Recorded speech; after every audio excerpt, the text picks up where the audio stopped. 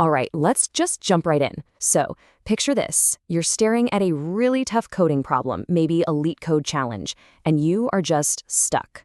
Now, what if I told you that the secret to solving it might be hiding in a math book from 1945? I know, it sounds kind of crazy, but that's exactly what we're going to dig into.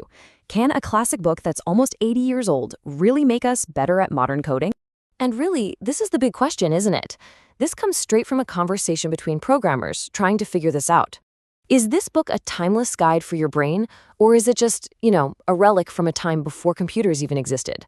So, let's find out. We're going to break down the core ideas and see if this old school wisdom actually holds up.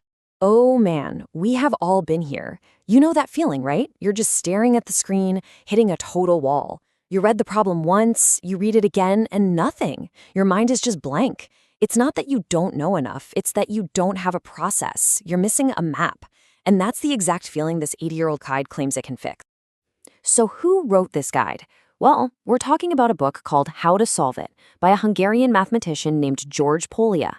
And this guy wasn't just interested in getting the right answers, he was totally obsessed with the process of how we find them.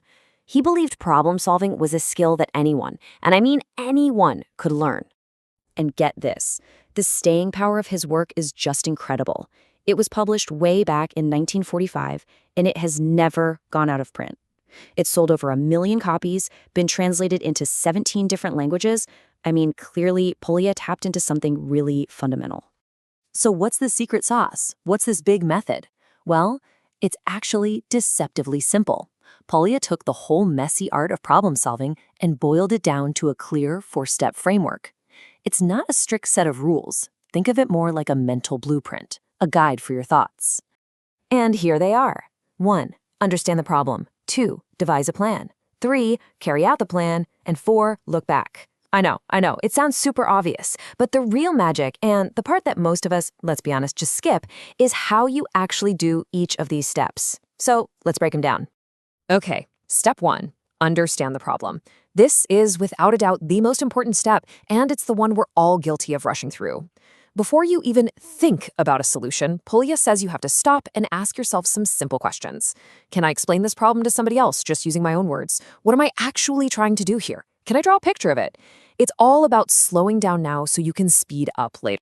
Step 2 is all about making a plan. This is so important. It's about strategy, not syntax. This happens before you write a single line of code. You're asking yourself, have I seen something kind of like this before? Does this feel like it needs a hash map, or maybe recursion is the way to go? You're basically choosing your path on the map before you start driving. Now, and only now, do you move on to step 3, carry out the plan. Look, this is where you actually start typing. And honestly, Polya says this part is usually easier than coming up with a plan in the first place. The key here is just patience. You follow your plan, you check your work as you go, and hey, if it's not working, no big deal. You just back up and try a different plan. It's what the pros do. And finally, step 4, look back. This is the step that turns just solving one problem into actually getting smarter. Your code works? Awesome. But can you make it better? Could you refactor it to be cleaner or more efficient? Better yet, can you use the same method to solve other problems down the road? This reflection is what really builds up that problem-solving muscle. But what happens if you get stuck back in that planning phase? You're trying to devise a plan and you've got nothing. Well, that's where Polya's next big idea comes in handy.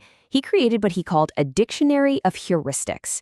Don't let the fancy names scare you. They're basically just mental tools, little strategies you can pull out whenever you're stuck.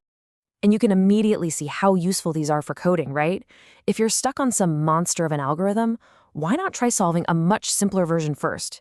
If a problem seems totally overwhelming, just break it down into smaller, bite-sized functions. Or maybe try working backward from the output you want.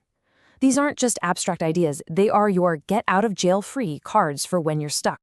Okay, so a 4-step plan and a whole toolkit of mental strategies, it all sounds fantastic. But let's get real for a second. Does this advice from an 80-year-old math book actually help you pass a coding interview or ship better software? Well, it turns out the answer is complicated. It's not a simple yes or no. The debate really boils down to this. On one side, people argue that Polya's method teaches you how to think, which is a universal skill that just memorizing algorithms can never replace. But on the other side, critics will say the advice is just too general. They argue that for something specific like LeetCode, there's just no substitute for grinding out problems, recognizing patterns, and knowing your data structures. I love this quote from a programmer. It flips that old saying on its head, and it just perfectly captures the value of Polya's approach. The whole idea is that taking just a few extra minutes to think and plan up front can save you from hours of soul-crushing debugging later on. It's a small investment with a huge payoff. So, what's the verdict? Well, while you can debate how directly it applies to a specific LeetCode problem, Polya's influence is absolutely everywhere. His foundational ideas about structured thinking have grown up, and they've found a new home in modern cognitive science. And that evolution brings us to this really important idea, metacognition. It sounds complex, but it's not. It just means thinking about your thinking. It's that little voice in your head when you're working on a problem that says, wait, is this approach actually working, or should I try something else?